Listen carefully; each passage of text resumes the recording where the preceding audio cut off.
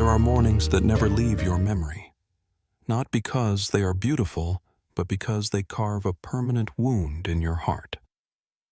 That morning, I walked the familiar dirt road beside the woods, the same road that for years had held only my footsteps and the wind. And then I saw them. 2 tiny Doberman pups, not even a month old, hanging from a tree branch.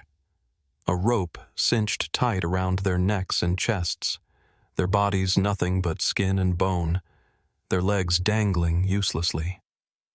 At the base of the tree, a rain-soaked scrap of paper lay, the scrawled words smeared, "They won't make it." In that moment, my breath caught and my eyes blurred. If I turned my back, if I kept walking, it would be the same as killing them with my own hands. And I swore right then and there I would not let that happen. My name is Evelyn Brooks. I am 67. I used to be the librarian at this small-town library, where people came more to borrow books than to read them. I spent my life among old wooden shelves, the smell of paper, and the soft rustle of turning pages. But since my husband Richard died of lung cancer, the little house on the outskirts of Asheville has been full of nothing but silence. The rocking chair on the front porch sits empty every night. No one takes a seat across from the long wooden table in the kitchen. Every morning, I still go out for a walk, not for exercise, but to hear the dry leaves fall in place of the familiar voice that is gone. That morning, the sky was clear but cold. Sunlight cut through the canopy in blotches, but it could not warm the hollowness inside me. The dirt path into the woods still held puddles from the storm the night before. I remember thinking, like my life, a gray, still pool left after a storm. Then I heard it. At first, it was only the wind whistling through the branches. Then another sound, dry, scraping, the rope rubbing against bark. I stopped. In that hush, thin, ragged breaths threaded through, broken, as if someone were fighting for one last gulp of air. I hurried forward, my heart pounding. Rounding the old oak, that image hit me full in the face. 2 small lives, suspended, as if turned into lifeless objects. Their characteristic black and tan Doberman coats were caked with mud, skins swollen in places, torn in others, veins blue and visible beneath the thin skin. Their heads hung low, their tiny ears drooped, and no strength was left in them. I stood rooted. For a few seconds, I could not breathe. My limbs trembled, my throat dry. Memories from wartime stories in the papers, from reports about abandoned animals, from the hurt eyes I'd seen at the hospital, all surged back. But I had never seen cruelty stripped so bare. I knelt, my hands shaking as they touched the paper on the ground. The ink ran, but the words remained clear. They won't make it. Rage rose in me like a burning flame. Someone had not only abandoned them, but had pronounced their sentence. No mercy, no chance. I looked back at them. Their eyes were half closed, no plea left to give. No barking, no whining, only surrender. That was more painful than any cry. A voice inside my head spoke, sharp and chilling. If you turn away, you are the killer. You are the same as the one who wrote that note. I bit my lip until it bled. My heart thudded, my breath came in short stabs. But I knew in that exact moment I had to choose. No one could save them, except me. I drew a long breath, forcing my hands not to tremble. I stepped closer and could see every wound on their skin. The rope had cut so deep the flesh bulged and bruised, and in places it wept blood. Their short black and tan coats were matted with mud, clumped into filthy patches. Their bodies were gaunt, each rib marked beneath the skin like fingers tapping out a painful rhythm. They were only a month old, the age they should have been curled in their mother's warmth, nursing and dozing atop straw.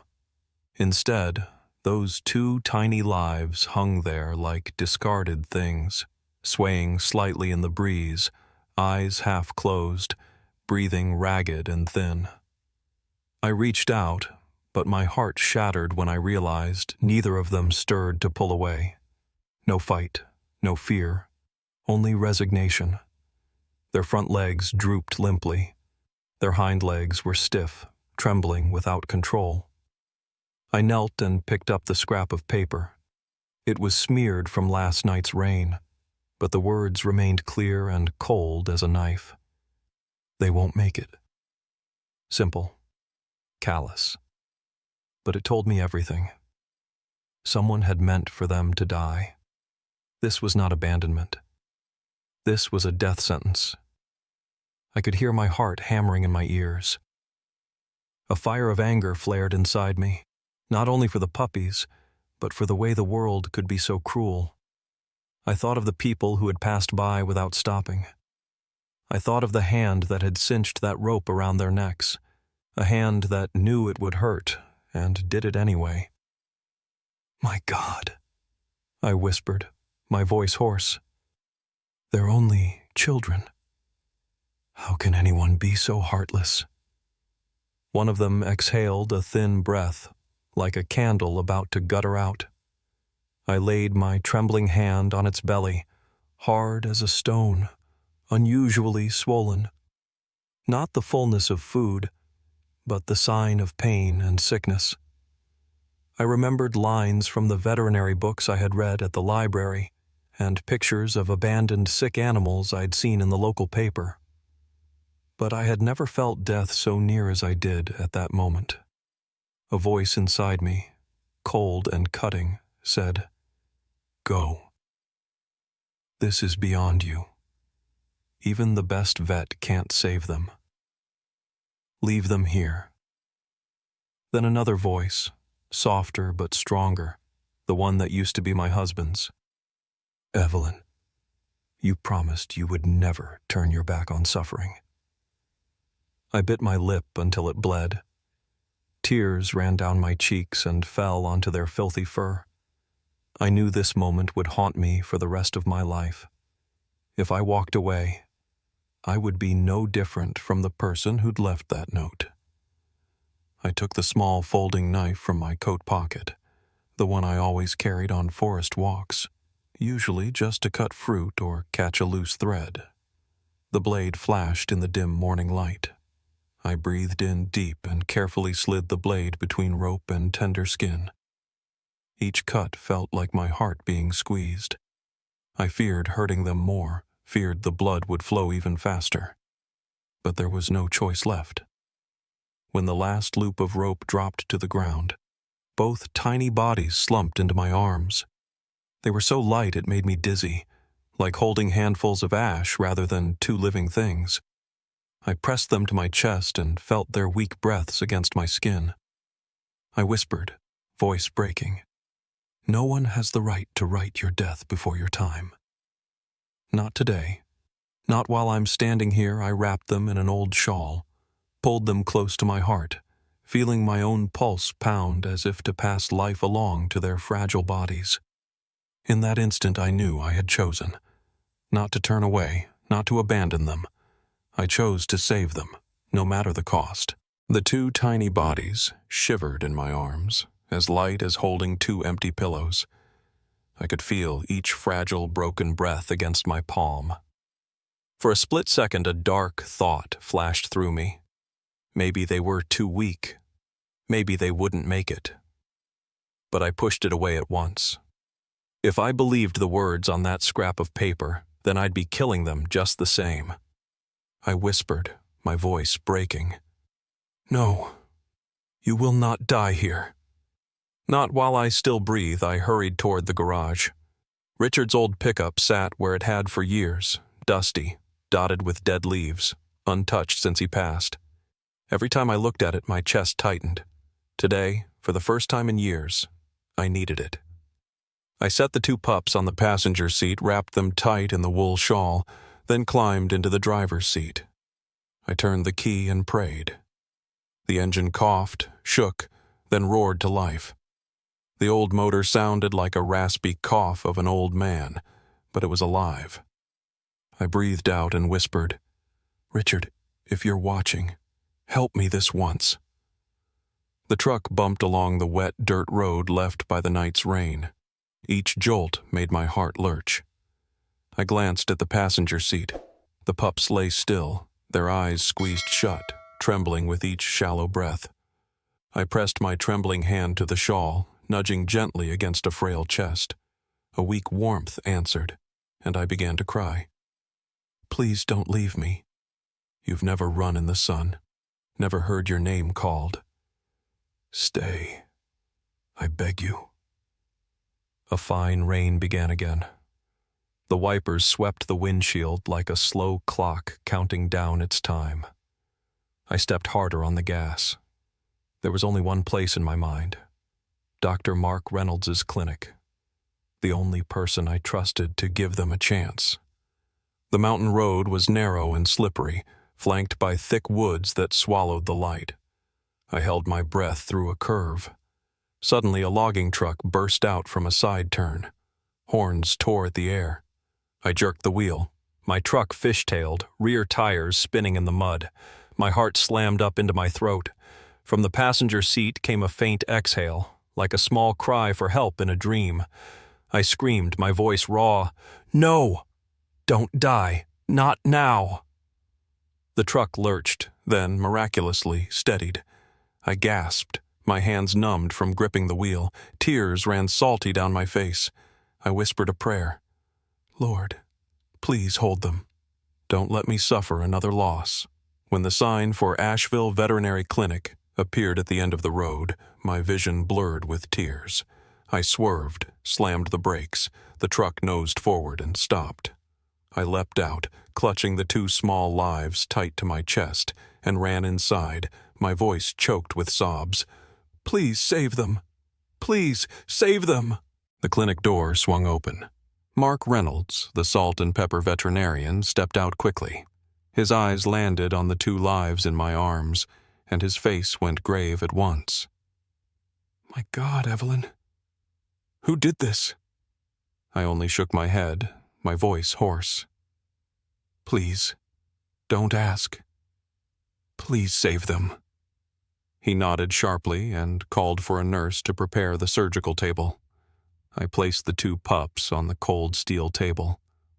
The moment my hands left them, my heart clenched, afraid that if I did, I might let their life slip away too. Mark ran his hand gently over their filthy coats. They're extremely weak. Severely dehydrated, body collapsing, abdomen abnormally distended. This case, it's high risk. I looked him in the eye, my voice steady but shaking. If there's even a 1 in 1,000 chance, please try. The surgery room door closed. I was pushed out and sank onto a wooden chair in the hallway. The air felt heavy.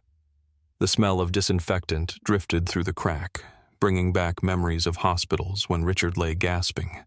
I folded my hands and whispered, "Please, don't take anyone else from me. Please." Inside, the monitor began to sound. Beep, beep, beep. Each beat felt like a hammer on my chest. A nurse stepped out and whispered, "Low blood pressure." "We're opening the abdomen." Then the door slammed shut again. I sat there stunned. A moment later, the monitor stretched into a flat line. Beep.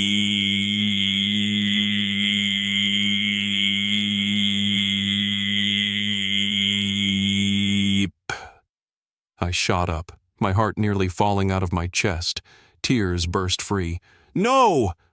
Please don't." Then, as if by miracle, the beeps, beep, beep, returned. I collapsed back into the chair, hands over my face, sobbing. It felt as if someone had just been pulled back from the brink. Time crawled in a painful way. Every minute stretched like an hour. I watched the clock on the wall. The second hand moved sluggishly. Outside, rain fell hard, each drop on the metal roof sounding like a funeral drum. I closed my eyes and thought of the day Richard held my hand, breath jagged, whispering, "Evelyn, never give up on life, even the smallest life." I clung to that memory like a last lifeline. Suddenly the door flew open. Mark stepped out, mask down, sweat beading on his brow, his gloves still stained with blood. I sprang up, my chest tight. He sighed and then spoke slowly. "They're extremely weak, but I removed an abscess the size of an orange, pressing on the liver and lungs. If it had stayed another few days, they would have died for sure." I cleaned the abdominal cavity, stitched it up, and started IV antibiotics. "But, Evelyn..." He looked at me, eyes bracing me for bad news. "Now it's up to them. They may not make it through tonight, but they might. If they want to, they might live." I covered my face, tears streaming, equal parts fear and a small, stubborn hope. I nodded, my voice trembling. "As long as there's a breath, I'll sit by them. I won't let them go alone." Mark gently put his hand on my shoulder. "Go. They're waiting for you." The recovery room glowed under the halogen lights. The disinfectant smell was sharp. The two pups lay on a thin blanket, their small bodies wrapped in white bandages around their bellies. 4 lines ran into their skinny legs. The monitors beside them ticked slowly. I pulled a chair close and, hands shaking, laid my hand on their heads. Their fur was still damp and cold. I whispered, voice choked, "You've already fought. Now there's one more thing. Choose to stay. Don't leave me. I've lost too much already." Tears fell and soaked into their coarse fur. I sat there, motionless, listening to their hearts on the monitor. Each beat a soft drum in the night. And I knew in that moment the 3 of us were fighting together, against the dark, against the cruelty that tried to steal those small lives. The recovery room was so quiet I could hear the rain pattering on the corrugated roof. Beside me, the 2 little bodies lay still beneath thin blankets, their breathing slow and ragged. The monitor kept issuing faint beeps. Beep, beep, beep. Each sound felt like a fragile thread connecting them to this world. I sat on the hard plastic chair, my back aching, my eyes burning from hours without blinking, but I didn't dare leave. I was terrified that if I stepped away for even a moment, my breath would stop. I poured a little warm water into the paper cup lid, dipped my fingertip, and held it to one pup's lips. At first, there was no response. I sighed, my heart heavy as stone. Then, their tiny nose twitched. A thin, cracked tongue trembled out and touched the drop. Just one touch. To me, it was a miracle. Tears blurred my vision and fell onto their sparse fur. "Good. Keep going. You're not alone," I whispered. I kept at it, patient. Every few minutes, I offered another small drop. The little body stirred. The thin tail twitched a fraction, trembling like it had forgotten how to wag. Still, it tried. I sobbed aloud, pressing my hand over its tiny paw. The other pup remained motionless longer. I leaned close and listened, its breath so faint I thought it might vanish into the air. I touched its small foot. It was cold as stone. For a moment, I thought I'd come too late. I whispered, choked with feeling, "Please, don't leave your sibling alone.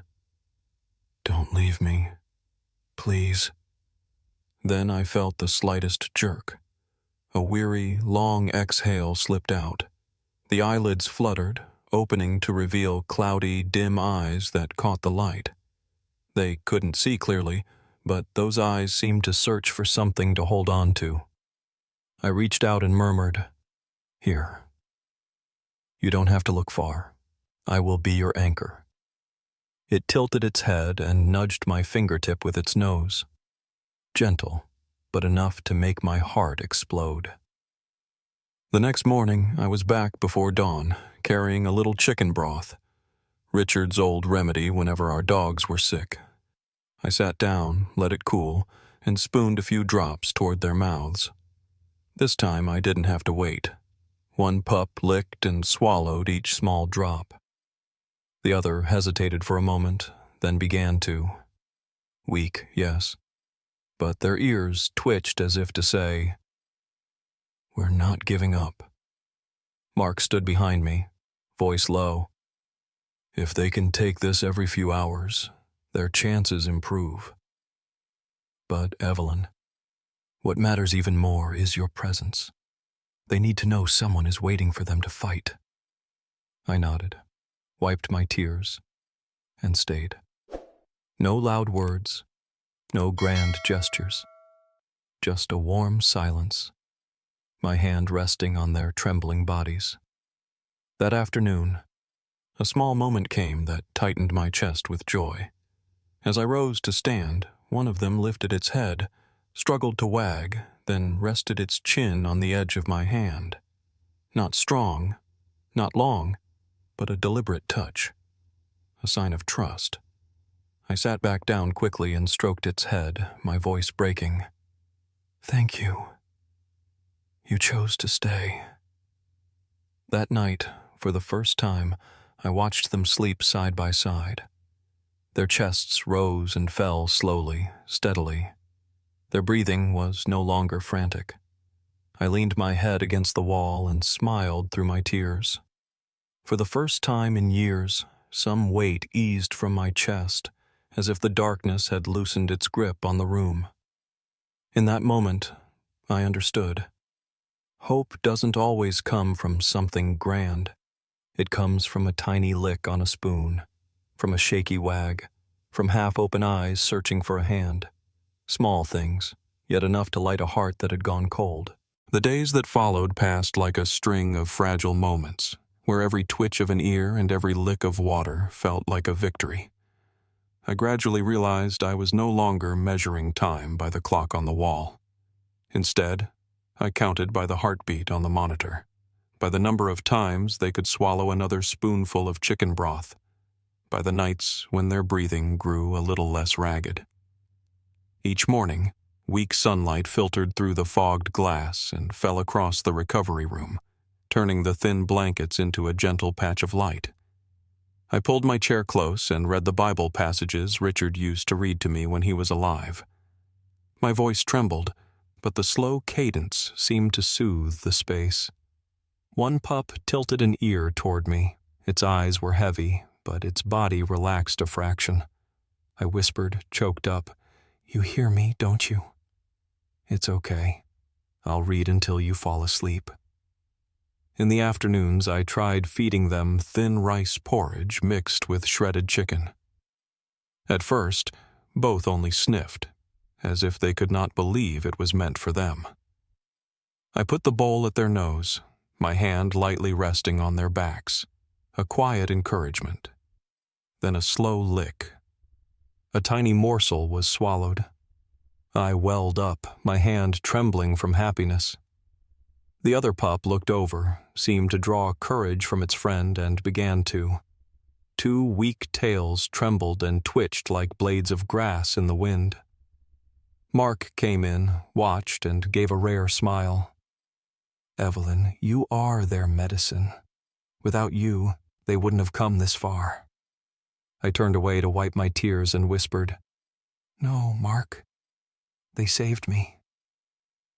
On the 5th day, when I opened the door and stepped in, a sight stopped me with joy.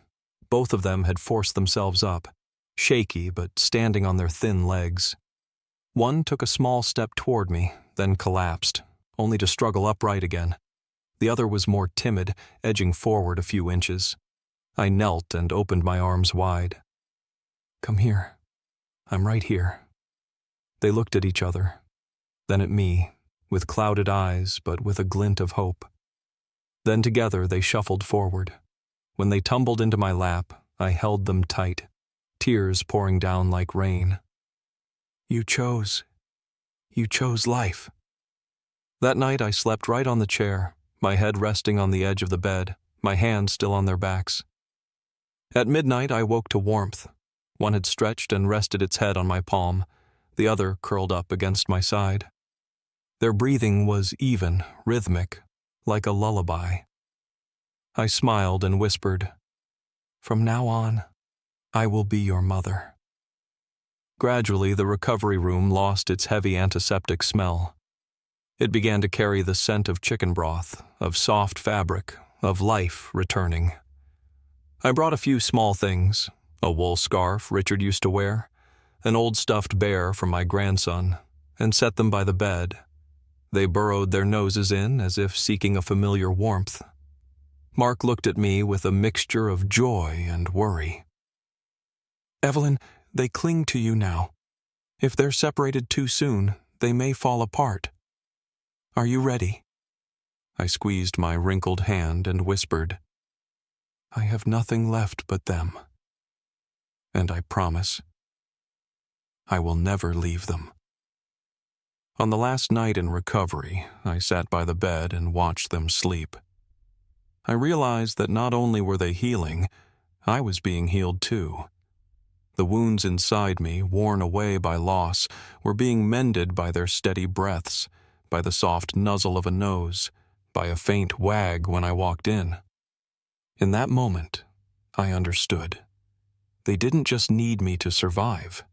I needed them to keep going.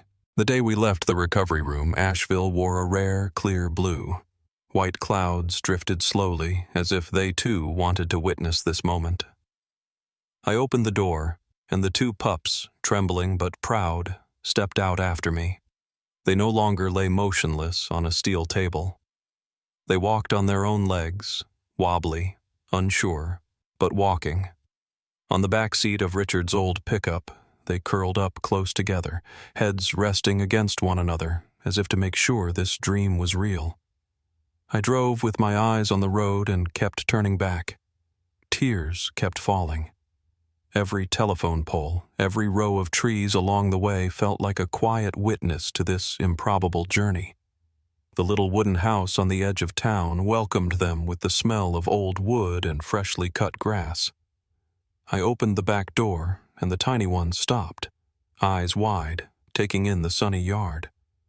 One of them looked at me as if to ask, "Are we really free now?" I bent down and touched their backs lightly, my voice unsteady. "Go on. This is your home."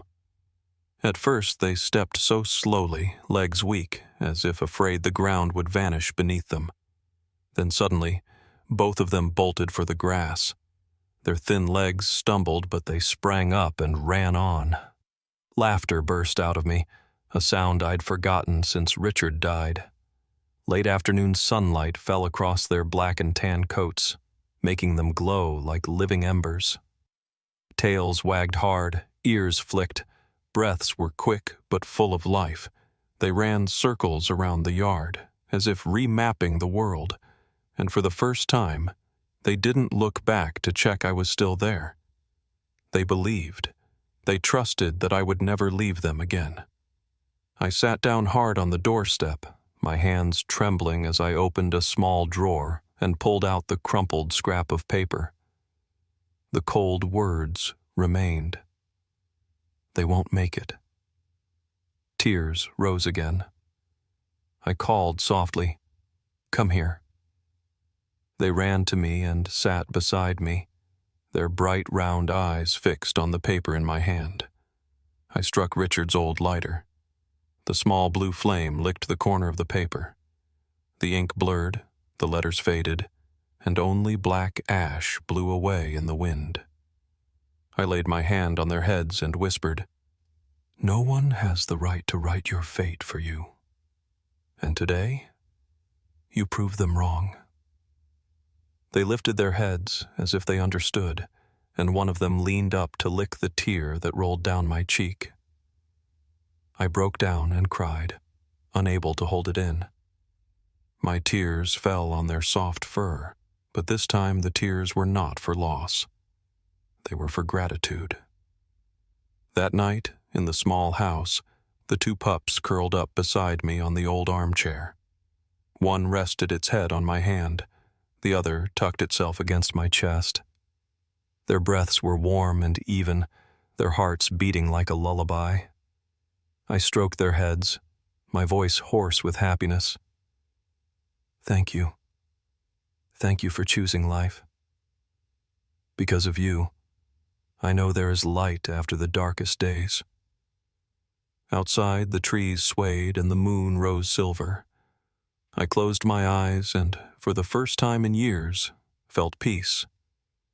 If anyone asked me today what made me believe in miracles, I wouldn't tell them about distant wonders.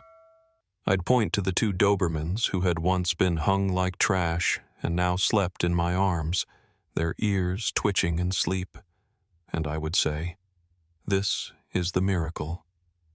A miracle lit by compassion. Some wounds heal in time, but the look in those two small faces will always remind me. Cruelty must never be allowed to win. If I had turned away that day, I would have lived the rest of my life haunted and full of regret. But I chose to stay, and they chose to live. Have you ever stood before a little life begging to be saved? Have you ever reached out, even once, to stop death from stealing an innocent pair of eyes? If you have, tell us in the comments. Let your story be a lamp for someone else, so no dog is left in the dark and alone. If this journey touched your heart, please subscribe. Not for me, but for the lives still waiting for an outstretched hand. Every subscription, every share, is a chance for another dog to live, to be loved, to be called by a name. Thank you for staying with this story to the end. Thank you for believing that every life, no matter how small, deserves to be saved.